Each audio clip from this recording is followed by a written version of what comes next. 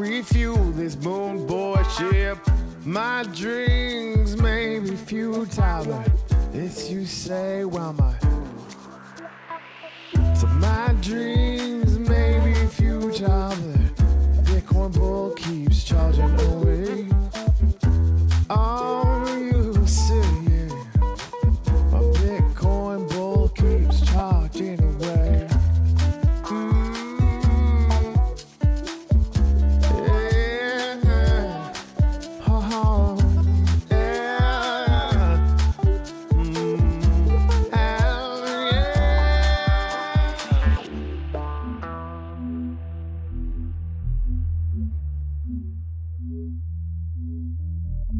I'm not the bubble.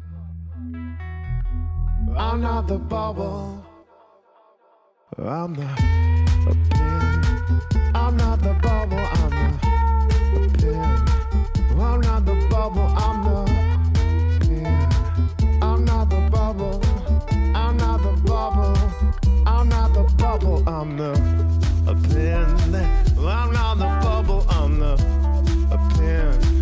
I'm not the bubble, I'm the pin. I'm not the bubble, I'm the... And now we are hopefully live and hopefully people can hear and see us. Welcome back to this show today, Javier. Very happy to have you here. How are you doing today? Hi, Anders. Yeah, I'm very good, thanks. And thanks for having me again. Glad to be back. Yeah, I mean, and everyone, let me know if if the sound levels are equal on us, because I might have to adjust it a bit. But yeah, today we are talking about the Office of Inspector Generals. I had one interview yesterday with one of the candidates. We are 3 candidates, and instead of me explaining what the Office of Inspector Generals are, let's do it with your words. So, what are you running for? Yeah, I'm running for basically bringing more transparency to the wax ecosystem between guilds and the community, basically. And yeah, what are guilds? In like a short sentence. Yeah, guilds are basically the teams that are validating the transactions and maintaining the infrastructure for the block for the wax blockchain to operate. Yeah. So for all the NFT lovers, validating that the NFTs are legit and the transactions are real. To make it very simple. Correct. That's like the let's say the base layer when it comes to their tasks. Yeah, the same thing like in Bitcoin. You have Bitcoin miners. They run their warehouses with devices. Wax has teams doing this, but way more environmental friendly and way faster on the transaction side. Yeah. So tell us a little bit about your past. Who are you and what have you? Yeah, let's start there. A short one. Yeah. Well, for those who don't know me, I'm Javier Mendonça, and I'm an Android developer. Actually, I have a background in software engineering, and I have been working with that for over 10 years already. Well, I have been involved with EOS.io in general since kind of its inception, actually, and then discovered Wax. Well, actually discovered Wax when they were on the Ethereum blockchain, and then migrated to EOS.io. And I think it's like an amazing use case, and yeah, something that I think the community is very hungry for. Yeah, and I can only agree here. And something we can be transparent about is that we were learning about EOS.io at the same time, pretty much. From the start in the Swedish community, we have started chatting, and then we had a small group with one more person, and then we have been talking about EOS.io since before EOS mainnet launched, and learned and tweaked and made mistakes and made it better and so forth. So that is very fun. So okay, and you say that Wax is exciting. What is Wax for you? Well, for me, Wax is basically the place to go if you want to trade NFTs or digital assets, basically. And this is for several reasons. I mean, there is a reason why Wax migrated from Ethereum to EOS.io, and the reason, the main reason is basically because of the speed of transactions. and the fact that the transactions on Wax are free.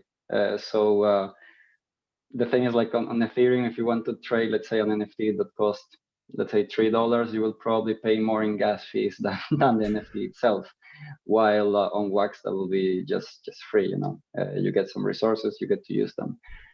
So for me, if you want to like trade NFTs or like small items or in-game items, I think Wax is basically the best place to do it right now, and the one that has less friction as well. Yeah, the cloud wallet is really a hero here, and they are improving it over and over again. And unless I'm mistaken, it actually got an update last night for us, the Swedish folks. They improved the DeFi model, and we actually had a small question. And the Wax E is the DeFi token on the Wax on the Ethereum chain. So we won't dig into that, but there's videos on that on the channel if you want to know more. So what is the job of the Inspector Generals? If we dig into that a little bit more, you said that has to do with the governance and.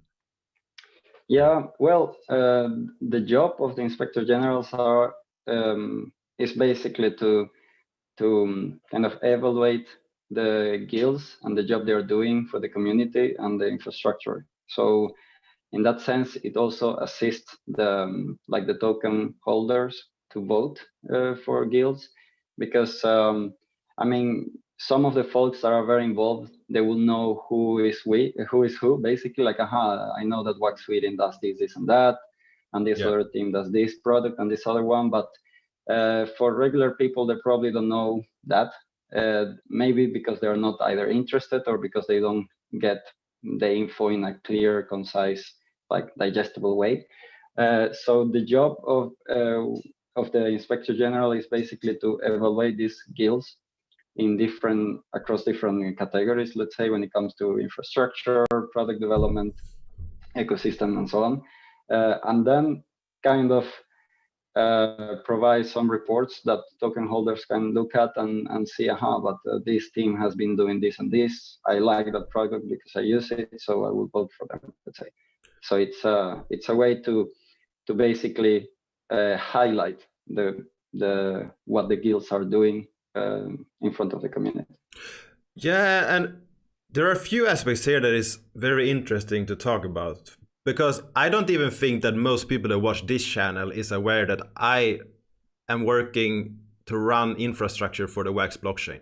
We have a lot of machines running to validate transactions, to provide endpoints for both for dApps and for other guilds running infrastructure. And I'm not even sure that everyone is aware of that, even though I am kind of a public person in the Wax ecosystem. I'm sure that the old school Wax people are aware of that, because in the start of Wax, there was a lot of talk of guilds and the governance and everything. But lately, it's almost only about NFTs, which is nice, because we should talk about what is fun. But for people to understand that you can stake your tokens on Wax. When you stake them, you get resources on the chain. That means that you can do transactions. With stake tokens, you can vote for those that validate transactions on the blockchain.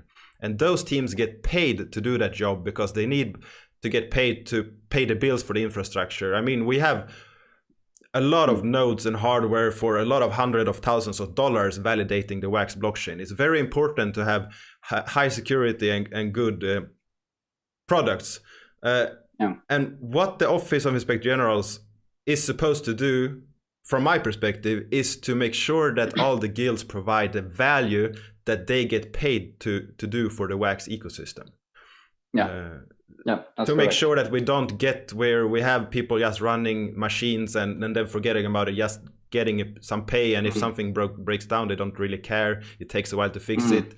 That wouldn't be a healthy blockchain. No, not at all. I mean, it's a lot has to do with resilience, right? So if we're talking about a decentralized ecosystem, it's very important that each and every node is as good as the others, so that if for some reason few of them go down or whatever, then you know that you can rely on the others. Yeah, and we actually had a vulnerability a few months back that could actually take down some nodes, and that had to be patched in security very quickly, because if the hackers found out about that before it was patched, that would have been a problem. And those kind of things, we need quick response when these things happen, but that's very seldom that these kind of things come up. And the transparency. So how can, like you say that the Office of Inspector Generals is here to add transparency to the process, and how can that be achieved? Well, it can be achieved by bringing to light what the block the block producers or the guilds are doing, because as you mentioned, maybe some people know you because of your YouTube channel. This is like the face they see, but they don't know that you're running all these machines in the background, let's say. So some of these things people have no idea about, and then if you communicate them and in a very digestible way, then people can understand what you're actually doing and what you're getting paid for. Because some teams are like very good at IT, for instance, but they are terrible at marketing. So they are doing amazing stuff, but people don't know about it. And even though people are basically using the infrastructure that they are providing on a daily basis. So I think it's very important to highlight those things. Yeah, and if anyone wants to know more about that, I talked with Joseph about that yesterday. So I guess we don't have to repeat what people are doing, teams and everything. But yeah, there's a lot of teams, guilds on Wax that get paid by the blockchain are building blocks, atomic hub, atomic asset, simple market, simple asset, collectibles, this YouTube channel, and a lot of other things like Dark Country, Alien Worlds, and yeah, all of these things are built by guilds. And that is kind of important to understand. So what is the job of a guild? Right now we talked about a lot of different programs, and we didn't even mention Anchor, which is one of the hardware wallets that we have. So what's the job of a guild, in your opinion? Yeah, as I mentioned at the beginning of the interview, I mean, the very first job they have is to bring the infrastructure, right? To be able to run a node to process transactions. But on top of that, there are additional tasks that are very appreciated by both the Wax team and the community. That is, like, what value do you bring to the community, for example? Like this YouTube channel brings a lot of educational content. This is a very good asset. Then you also have products, for instance, like because if not, I mean, if there is no value on the blockchain if there's no products on them, right? So if you're also building products, it's another plus. Another plus is, for instance, maintaining and keeping up with the testnet, so that the developers can actually run their products on a safe environment before deploying to production. So it's all about basically bringing value to the whole ecosystem. I wouldn't say it's just infrastructure, but it's the thing as a whole. Like if you're probably, let's say, bringing game studios to the Wax ecosystem to create more games, for instance, or some artists to create NFTs. So it's a cocktail of things. Yeah, and how can we evaluate that? I mean, how can we take something like Atomic Hub and compare that to Anchor and compare that to this YouTube channel, for example? That's three very different use cases. Yeah, that's the thing that I mean, the way it works is that the inspector generals are basically evaluating the guilds in different categories, which is like the product development, infrastructure, ecosystem, and community, if I remember all correctly. So when it comes to, let's say, infrastructure, will be, as you say, like, okay, maintaining the servers, keeping up with the updates and so on. Then when it comes to product development, what you mentioned now, like Anchor or Atomic Hub. Or Hyperion, which is very essential. Yeah, exactly. So the thing is, like, products, I mean, we need to look at it from a perspective of, I think, like a kind of like a VC would do. Like when you evaluate something, you need to go as objective as possible, right? So you try to, I think the best way to do is like to have some parameters very well defined of what is, what would, let's say, give a higher value or not to a product. And then it will become much easier for the inspector generals to evaluate this. Let's say, when it comes to digital products, it's a bit difficult because, I mean, intangible products is something that we humans have a bit difficulty to comprehend. Like, what's the value of it? For instance, what's the value of Facebook?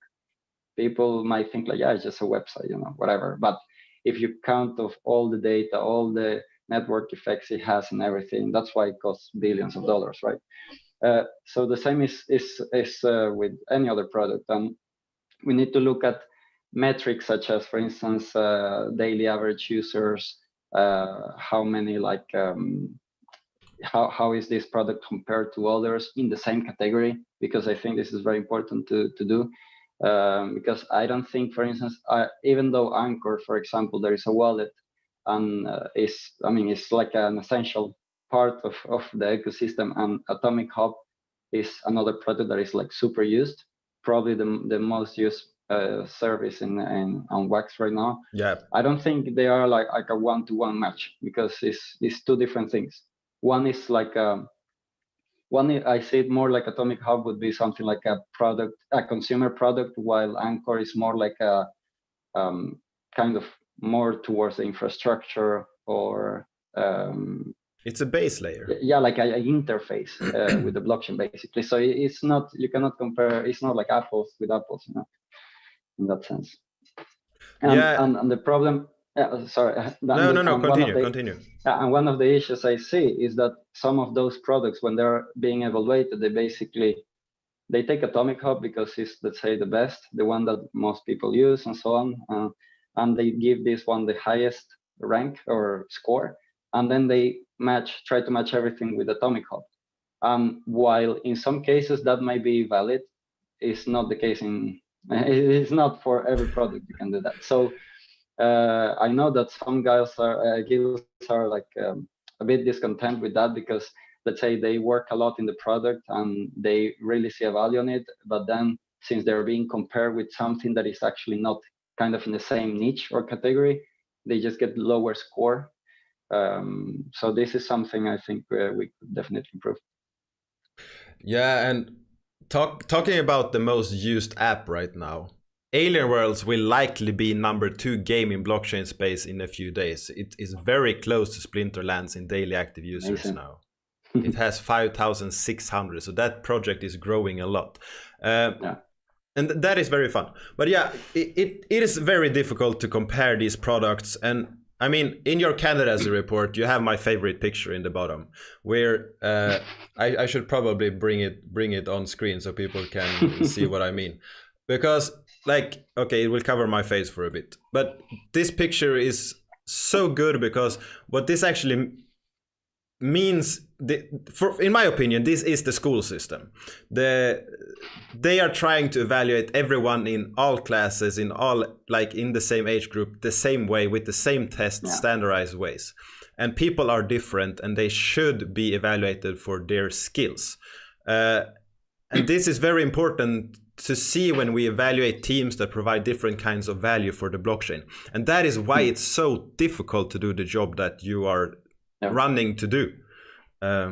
Because how can we evaluate, like, running an infrastructure that has a fast response time if something is broken for dApp, so it always works. Compare that to running Anchor, which is essential for people right now to have their own wallets, unless they have one of these ledgers. I have an unopened here that I will open in someday. You need to have these different kind of tools for the chain to work, and it's very difficult to evaluate them, as you say, compared to one of the consumer goods that people use and value. And I mean, they are not equal, but how can we treat them in a same simple way, in some way? And that is difficult. I get your point on about this picture, because I understand. I kind of understand the logic behind trying to let's say evaluate everyone equally, because in that sense, you know that you have a benchmark, right? The problem is, like, I think the benchmark in this case for Wax at least should be like, are you able to produce blocks or not? basically, are you able to run a node properly? That should be the baseline, because this is kind of the minimum effort that you should be able to do to run for a guild, right? And run a node. But afterwards, I say, like, I mean, there are some teams that are extremely good at marketing and creating products. Some of them are very good at just infrastructure. Some of them are good at all this community engagement. And the thing is, like, I think it's, as you say, everyone is different and everyone has their own personality traits and so on. And I think, like, we should evaluate them for what they can do best. So let's say if you, Anders, you decide, like, yeah, I mean, this thing of the servers and maintaining the nodes is too difficult for me, or I feel that it's not my thing, but I just want to devote myself to YouTube because this I enjoy a lot and it's very easy for me. Then I think we should be able to balance the points or the score that we're currently giving to the guilds and just allocate the score just towards the community side, for instance, in your case. Or in the case of another guild that is like just pure infrastructure team that don't develop products or don't develop any, don't have like major community engagement, they could choose, okay, I want to be evaluated for my infrastructure values. Because then what happens is that these people, let's say, they score high or the highest maybe in their category, but then in the others they score either little or none. I think it's like kind of like wasting score in a way, because it's like these people are equally giving a lot of value to the community. It's just different type of value, right?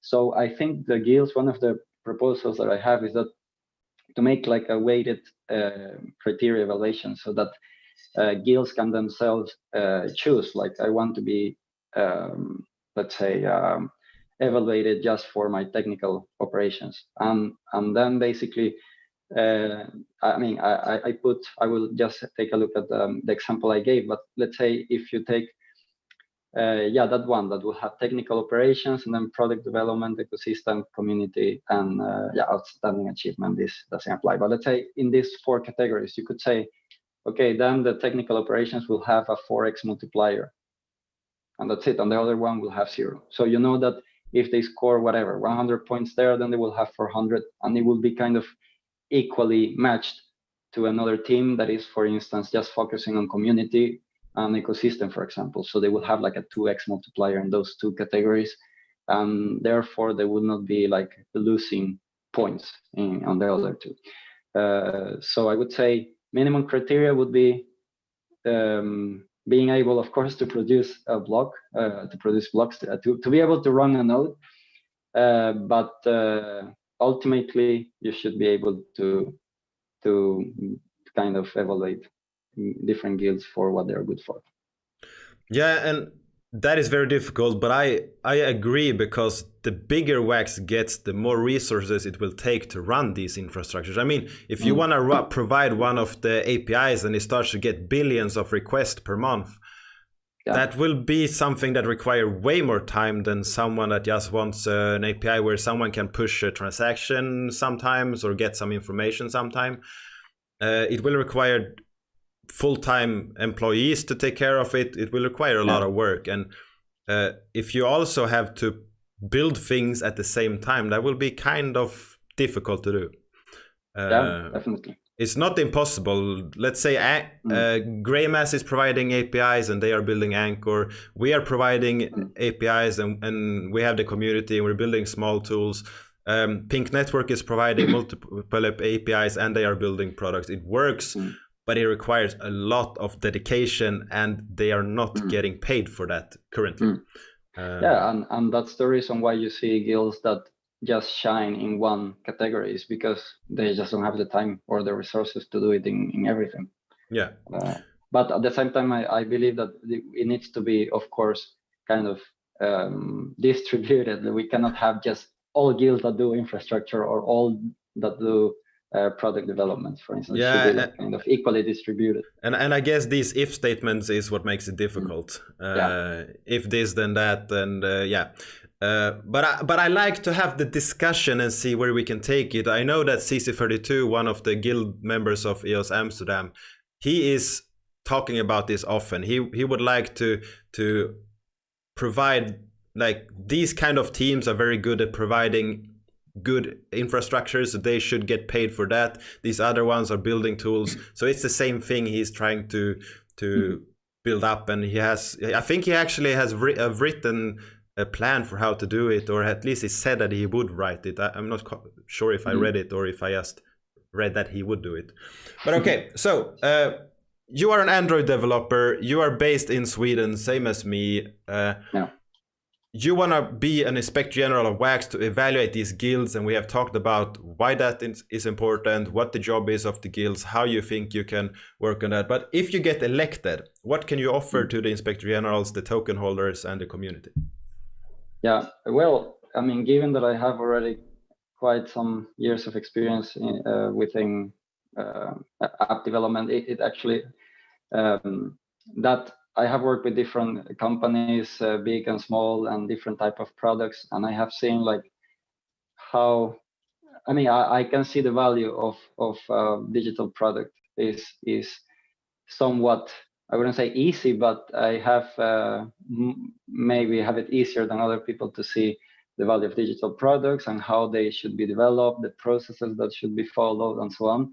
And I think in that case, when it comes to like evaluating products, for instance, I think I could provide a lot of insights there and being able to give a lot of feedback.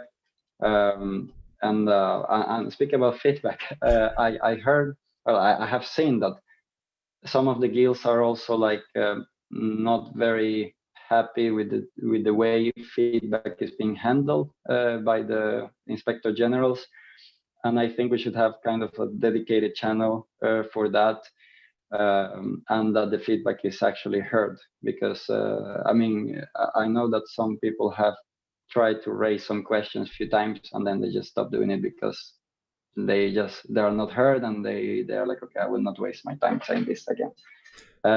So I think the feedback aspect of it, in combination with the insights that I can provide for the product development, and yeah, I mean, and the experience that I have, like seeing EOS.io and WAX grow, I believe I have a good analysis and good capacity for providing this job. Yeah. And I can only agree, because we have been evaluating a lot of projects together, and you always have good input. So yeah, that's very, very good. And yeah, I think actually that is a good summary of what is going on. And one request that I actually have is that I would love to have summaries of what all guilds are doing from the IGs, because they are in the best position to write up these summaries. And I would love to have a reoccurring update on this YouTube channel for the community. What are all the guilds doing? What is being built right now? What is being fixed on the chain level, or things like that? If you get elected, is that something that we could see happening? Yeah, definitely. And this is actually, it was funny because it was not you who told me this, but another guild told me exactly the same thing, that they find these reports very difficult to read because they're long and it's not like almost normal people friendly, if we can call it that way. So I think it's very important to maybe have some short summaries for the average consumer, and for also for other guilds as well, of course, to quickly identify what things are different guilds working on. So this is something I also plan to do. Yeah, and if you see in my Medium article that I published, it's linked below, by the way.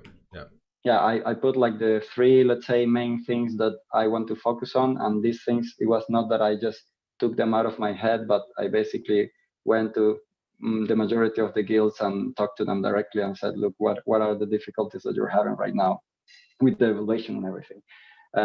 So that said, I also got some extra ideas that I left at the end of the article as well, of things that either I thought for myself or I brainstormed with other people or with other guilds. So and in that, what you just mentioned about the short summaries is one thing that was definitely included.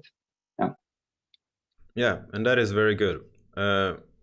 I think that sums everything up, to be honest. Do you have anything else that you want to add before we call this final for today? Yeah, well, I mean, I think I would say I would call all the token holders to vote, because even though they might see this like as something that is not so important, it's actually very important, because as you mentioned, one of the jobs of the Inspector Generals is to look after guilds and to see that they are actually doing what they're doing, and to keep up with the infrastructure and so on. And this is basically the core of the Wax blockchain. So if this thing deteriorates, well, we will not have fun trading NFTs and so on as we do every single day. So I think it's a very important thing. Yeah, and I can only agree there. Doesn't matter if you have 10 tokens staked, if you have 1,000 tokens or 10 million tokens. Go to oig.wax.io. It's linked in the live chat right now. It's linked in the description below. Go there, log in with Cloud Wallet or Anchor. I think you can actually log in directly with Ledger now as well.